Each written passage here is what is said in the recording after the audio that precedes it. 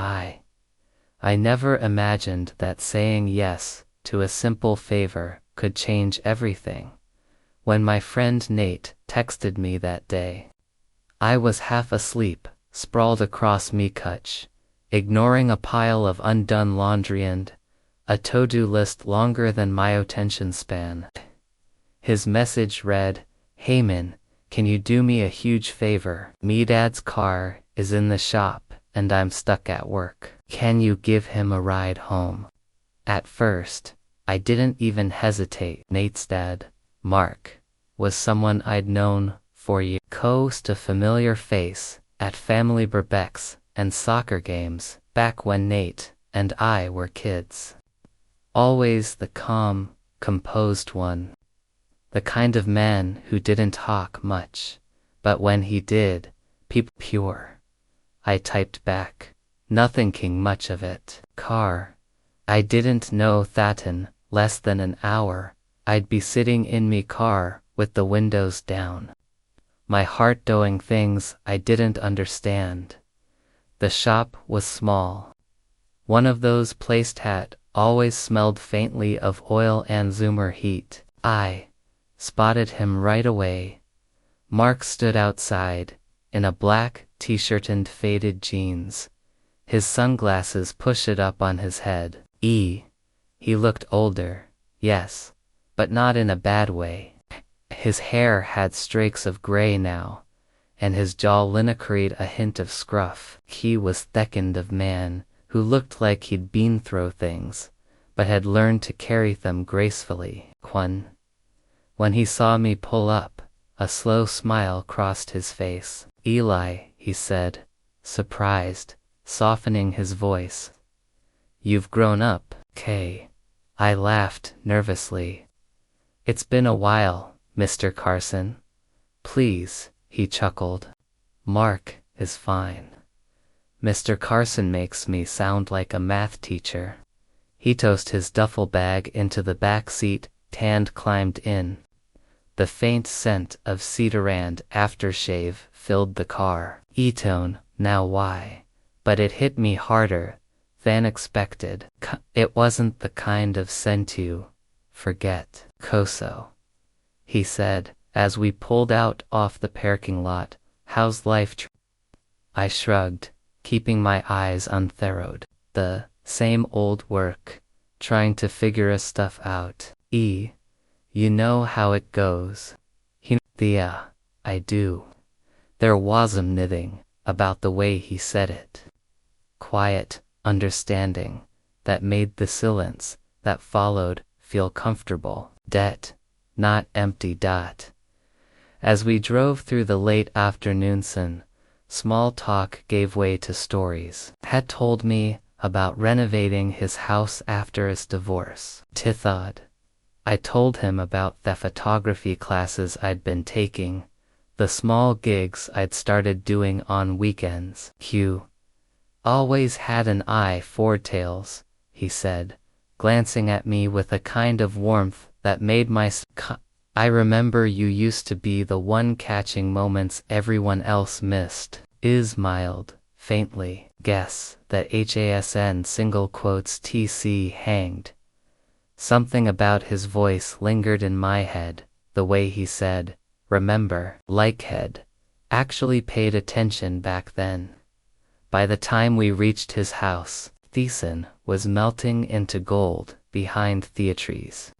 He invited me in for a drink. Andy don't know why, but I said yes. Maybe it was politeness, maybe curiosity, maybe something else I didn't want to know me yet.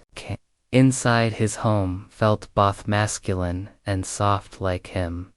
Wooden floors, warm lighting, a few photos of Nate, and a record player humming quietly in the corner. He poured 2 glasses of iced tea and handed me. "Don't drink much these days," he said with a half smile.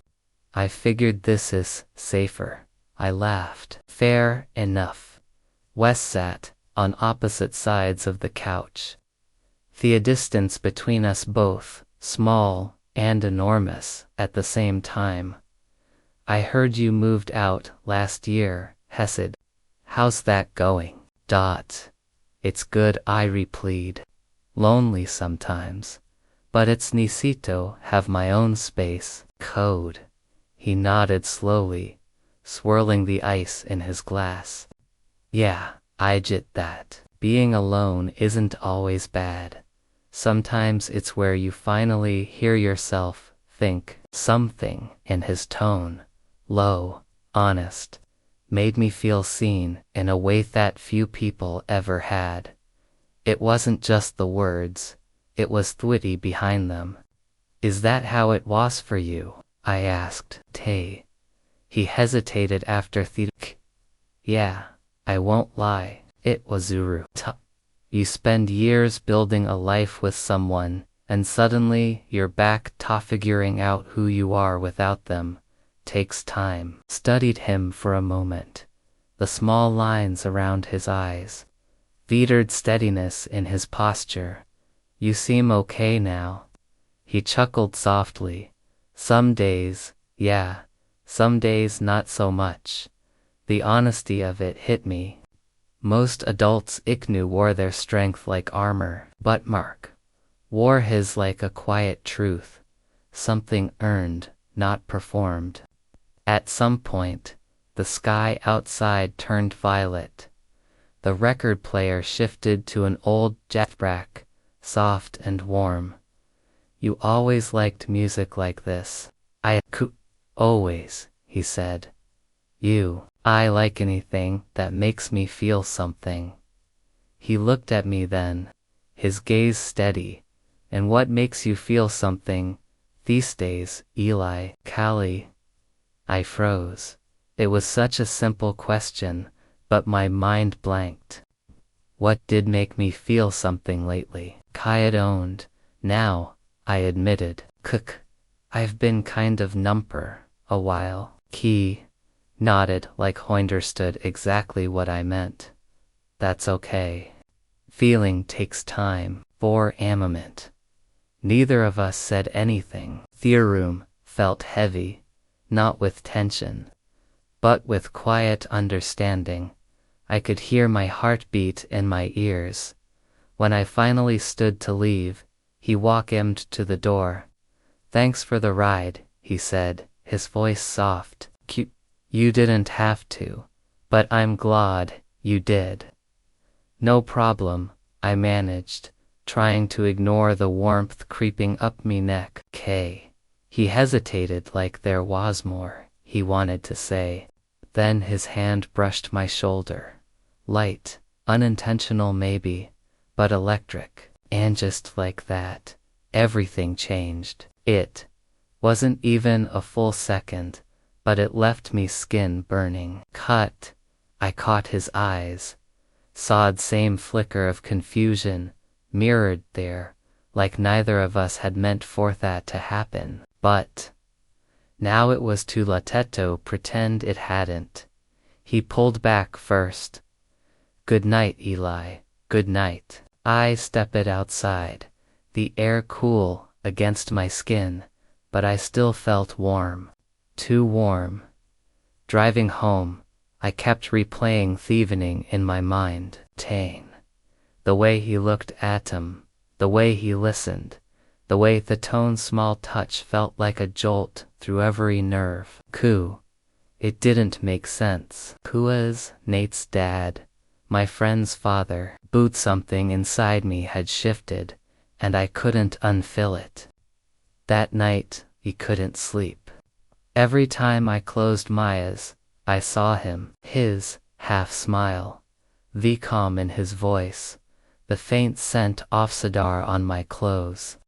I tried to tell myself it was nothing, just admiration, just confusion. But deep down, I knew better, because for the first time in a long time, I felt something, and that feeling scared me as much as it thrilled me. The next morning my phone buzzed, a new message. Mark. Hey, Eli, you left your jacket here. Tunt. Want to swing by and grab it later. My jacket, right? The one I'd left, draped over his couch. Tai should have said I'd pick it up some other time. Tai should have told him to drop it off with Nate, but instead I typed back, "Sure, what time works for you?" He replied, almost instantly, "Any time after 6. I'll be home." I stared at Themasage, my heart pounding for reasons I didn't want to name. Something washipening, slowly, quietly, but I could feel it building. I didn't know where it was heading, only that I wasn't ready to stop it. That evening, as I stood outside his house again, jacket forgotten, for a moment in the tension between us, I realized something simply yet terrifying. Sometimes the people who make you feel the most alive are Theons you're least expecting. Care. And Marca-san was becoming that person for me. The next morning, sunlight crept through blinds, thin and gold cut. I hadn't really slept. My brain kept looping Thesum fragments. His laugh, his voice, that moment by the door when his hand brushed my shoulder. Tint. It was nothing. And yet, it was everything. I told myself, forget it. Pretend it never happened. Pew. But when my phone buzzed at 10 a.m., the universe refused to Mark, you left your gis. That simple, harmless, still me heart started racing. Me. Oh right. Thanks. I can swing by later. Mark, sure. I'll be home after 6.6. Same Timaeus last night. Put. I stared at the screen for a long second, then typed a single word, me. Okay. By the time the clock hit 6:03 p.m., I was standing on his jacket. Forgotten for a moment, AC tried to breathe normally. The wooden steps creaked beneath my carrion, every ounce of nervous energy I couldn't hide. He opened the door, wearing a worn gray t-shirt and the faintest smile. You're early, Hesed. Traffic was light, I answered, though I'd left my place an hour ahead of time. Come in, he said. I just made a coffee. The living room looked the same. Soft light, warm colors, faint jazz humming from the old record player. My jacket was folded neatly on the armrest off the couch, but neither of us reached for it. Tut. He handed me a mug. Dekenikno. How you take it, so I left it black. That's perfect. Toe. We sat down. Thistleance between us was heavier tonight, charged with the unspoken. How's work? He asked finally. Q. It's good, I said. Busy, distracting. Distractions can be good. I smiled faintly. You mean lengthy work? He looked at me then. Really? Looked. Something on your mind? Maybe, but it's hard to put into words. Try me. There it was again. That calm steadiness that always made me want to tell him things I shouldn't. I stared at my coffee. Duh. Have you ever met Simone who made you question how you see yourself? Tay. He went quiet for a moment. Kiss, he said softly. Once. Histon told me not to ask who, so I didn't. The rain started outside, a light drizzle tapping against Thuand Gwyn. The sound filled the silence between sentences. He leaned back, his voice almost drowned the rhythm of it. When I was younger, I thought love was supposed to look a certain way, a plan, a pattern. And now, I asked.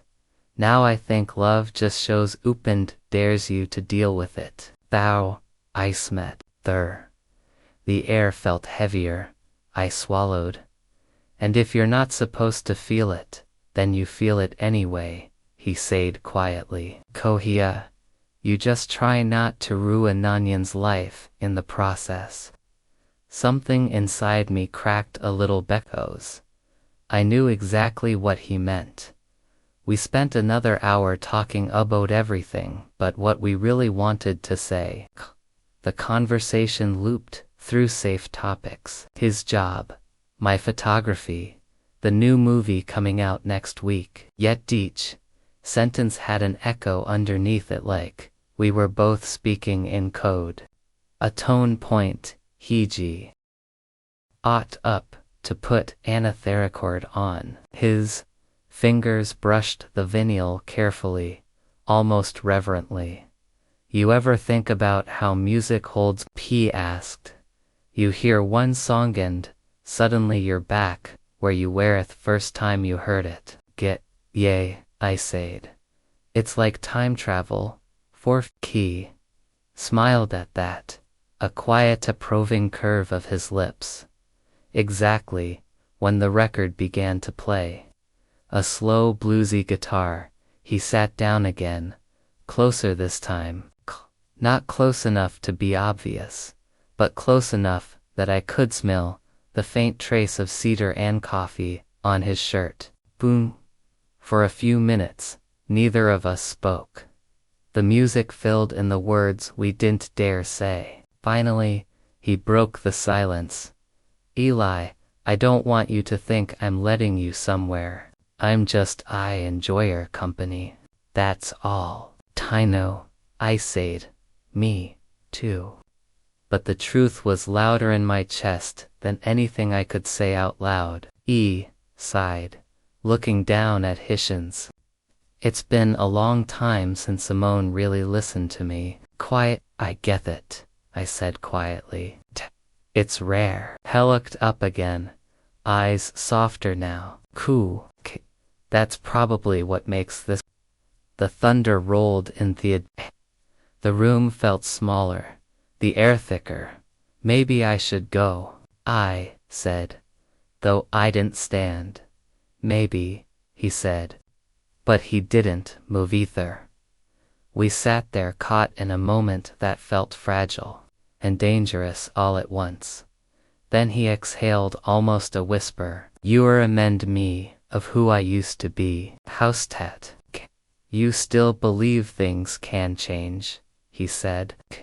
You still chase what feels right. Not just what looks right. For a second, he looked older. Not in years, but in the kind of tired that comes from carrying regrets too long, and without thinking. I said, you could still chase it, you know? He smiled sadly. Some roads aren't meant to be walked twice. When the rain eased, he stood and walked to the window. Looks like it's clearing up. I joined him there. The street light reflected off the wet pavement, turning the world silver and still. You ever notice how quiet it gets after rain? Ooh, I said. Yeah, like everything's holding its breath. We both laughed softly, the tension easing for a second. But the moment our eyes met again, it was back. That silent pull neither of you. He took a small step closer, then stopped himself. Eli, it's okay, I said quickly.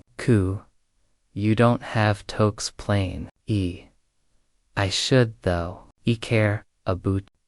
But I have to be careful for both of us. I nodded, even as disappointment little, somewhere deep inside.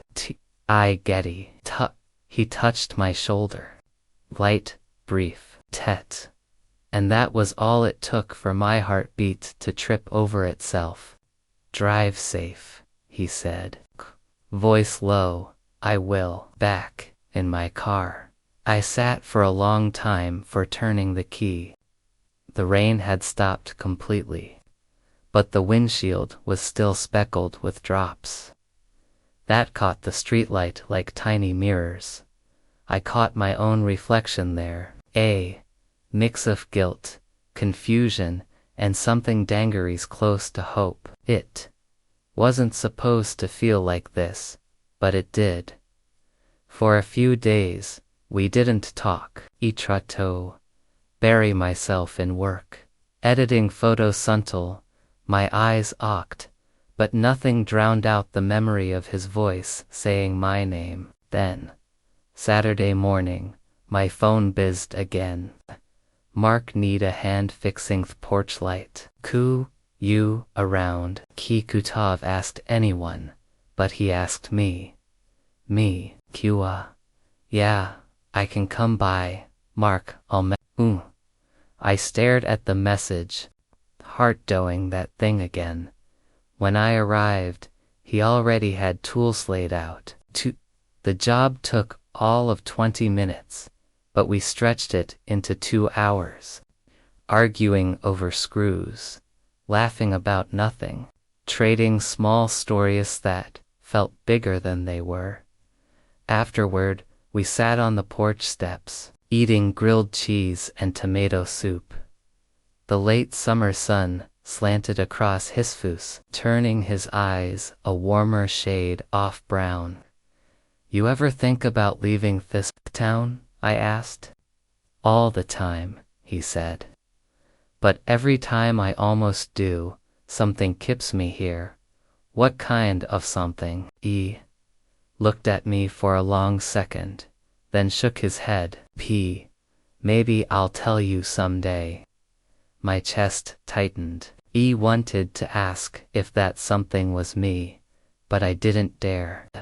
When I finally stood to go, he followed me to my car. Thanks for helping, he said. It's nice having someone around who doesn't make everything complicated. I laughed. That's funny because I feel like I'm complication. He smiled, but it didn't reach his eyes. Maybe we both are. There it was again. Truth floating between us. Too fragile to touch. That night, I couldn't stop thinking about him. Not the way he looked, but the way he saw me. As if I was more than just Nate's old friend, more than someone nepacing through.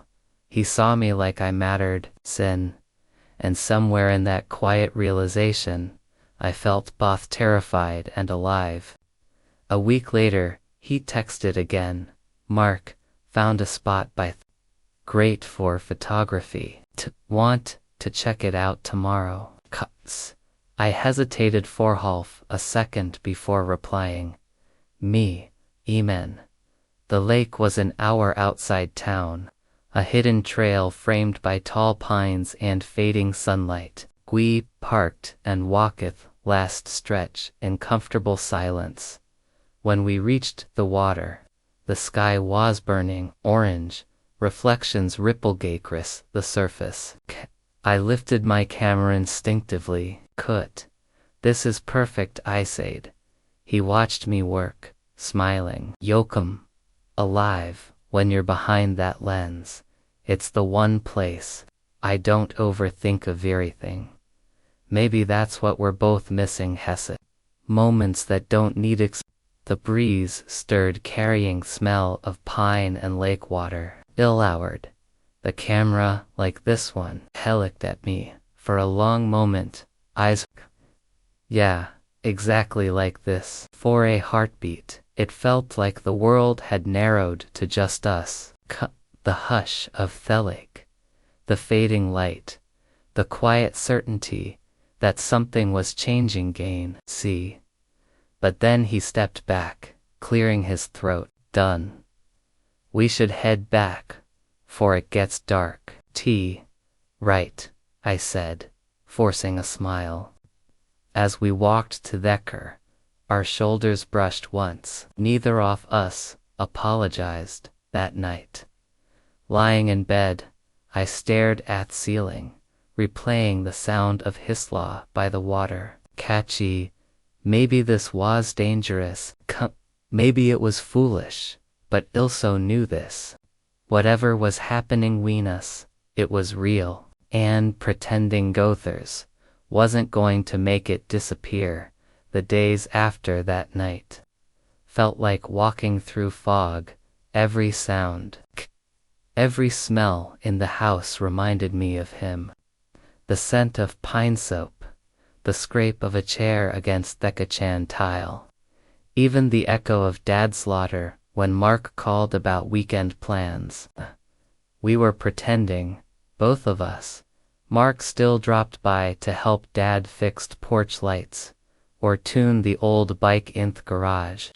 But he avoided my eyes. Andy learned to avoid his twee.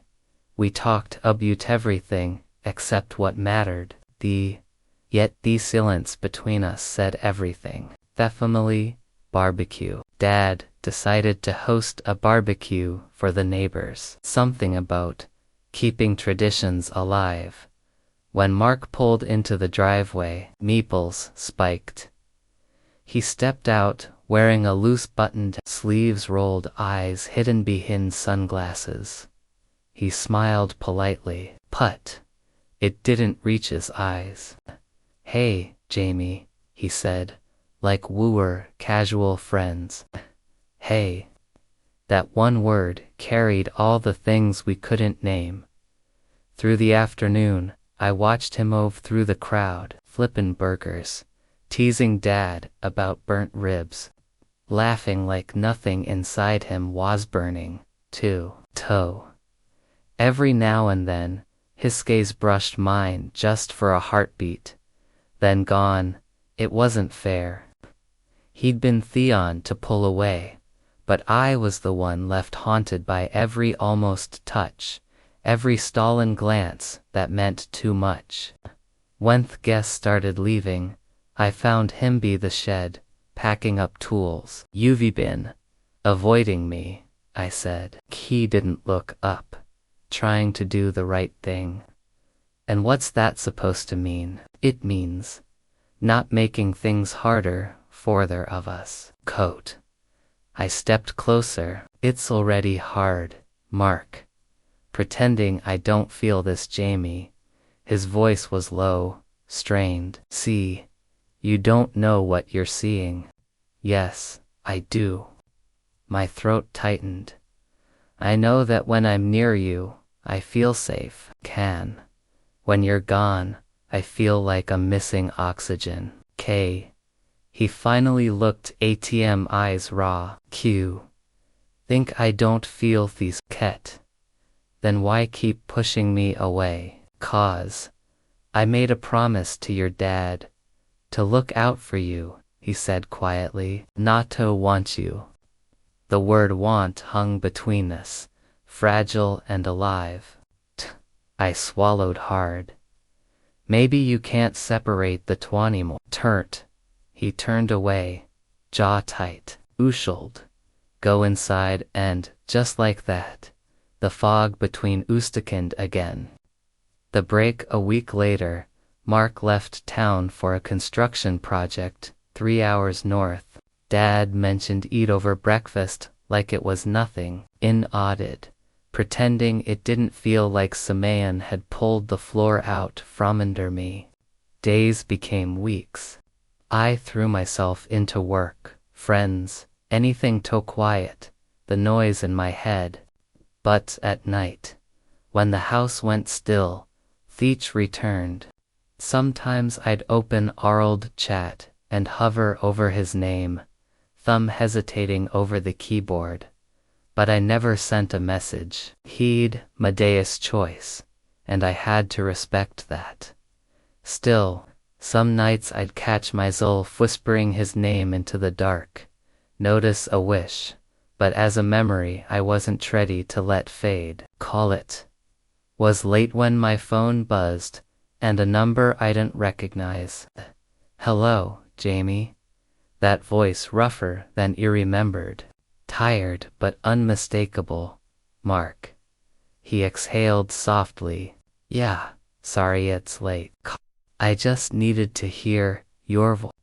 My heart pounded. "Ease. Everything okay?" "I'm fine. Just been thinking a lot. Too much, maybe." There was a pause. The kind where you can almost hear the words someone's afraid to say. "I miss you," he finally whispered. Silence stretched on my end, thick with every emotion I'd buried. Then, why are you calling instead of coming back? Asked, voice trembling. He chuckled softly, but it sounded sad. Kakazum, because I'm a coward. Then stop being one. Another pause, then maybe I will. The line went dead, but promise lingered. The return. 3 days later, I heard Dad's truck pull into the driveway, and Mark's laugh followed. My stomach flipped. When I stepped outside, he was there, standing by Thodal Gate, sun catching in his hair. For a second, everything else blurred. Hesmald, cautiously. Hey, you came back. Joe rapped early. Figured I owed Yordid a new fence post. Right. Pretending not to smile. But his gaze lingered too long, and my heart knew better. Confession in the rain. The sky turned a dark before evening. Rain started falling. Light at first, then harder. Dad had gone to grab more supplies from town, leaving us alone on the porch. Mark set down the hammer and sighed. Guess that's our cue. Kai nodded. Ya going to pretend we're fine again? Hegov, a tired smile. Kotz, been working so well, hasn't it? Thunder rolled low and heavy. Why'd you really calm? I asked. Tai. He looked at me for a long moment.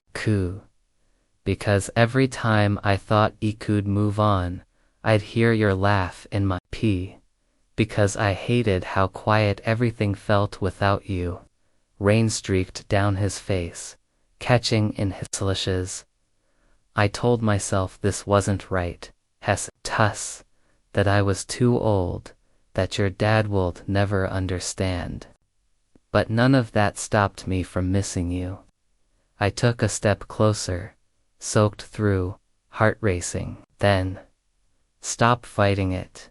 He hesitated, breathing uneven. Jamie, tell me you don't feel the same, and deal, walk away.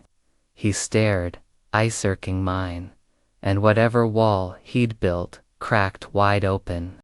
I can't, Hesed. I can't lie to you. Then hippled me into him. It wasn't reckless, it was relief. The rain fell harder, thunder humming in the distance, and Ference, neither of us, cared. He whispered against my hair, I don't know where this goes. Neither do I said. But Mabe, we'll figure it out together.